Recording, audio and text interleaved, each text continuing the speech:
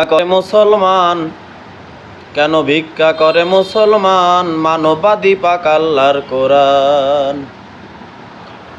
একবার ধ্যান করিলেই শুনতে পাবি, একবার ধ্যান করিলেই জানতে পাবি, আপে মাওলার খাট জবান, মানববাদী পাক আল্লাহর কোরআন। কেন ভিক্ষা করে মুসলমান? মানববাদী পাক আল্লাহর কোরআন। কোরআনে নামাজের কথা, আকিমুস সালাতা, হকিম অর্থ দ্বারা করা আগে তারে জান। একবার বাঁকা লাঠি হইলে সোজা, একবার বাঁকা লাঠি হইলে সোজা, দেখবি রে বিশ্বের কল্যাণ, মানববাদী পাক আল্লাহর কোরআন। কেন ভিক্ষা করে মুসলমান? কেন ভিক্ষা করে মুসলমান? মানববাদী পাক আল্লাহর কোরআন। মাতাল রাজ্জাক দেওয়ান এই গানটা লিখছেন। এই গানটার ভিতরে বলছে কেন ভিক্ষা করে মুসলমান? মানববাদী পাক আল্লাহর কোরআন।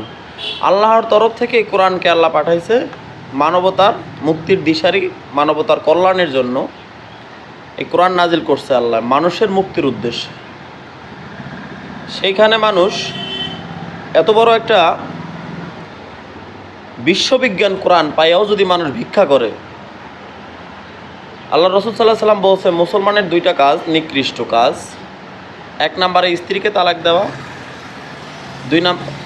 দুই নাম্বার কাজ হইল ভিক্ষা করা। জায়েজ কিন্তু নিকৃষ্ট জায়েজ, সর্বনিচু স্তরের জায়েজ। এই দুইটা আল্লাহ তো ভিক্ষা করতে বলে নাই।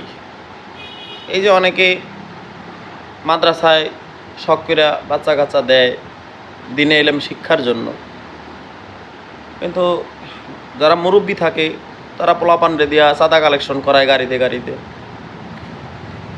আপনি যদি ভিক্ষাই তাকে শিখাইবেন তাহলে কোরআনের কি দরকার ছিল? কোরআন পড়ে যদি আমার ভিক্ষাই করা লাগে, এত বড় বিশ্ববিজ্ঞান কোরআন, যেই কোরআন রিসার্চ করে মানুষ বিজ্ঞানী হয়েছে, চাঁদে গেছে, অনেক কিছু আবিষ্কার করছে, এই কোরআন পড়া তারা যদি আবিষ্কারক হয় আর আমি যদি হই ভিখারি, তাহলে কোরআন আমার কোন উপকার আসতেছে?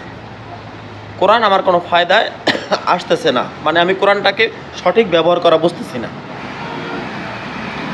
এই জন্য আমরা কোরআনকে জানি সঠিকভাবে বুঝতে পারি, কোরআনকে সঠিকভাবে বুঝাইতে পারি, সেই চেষ্টা করব।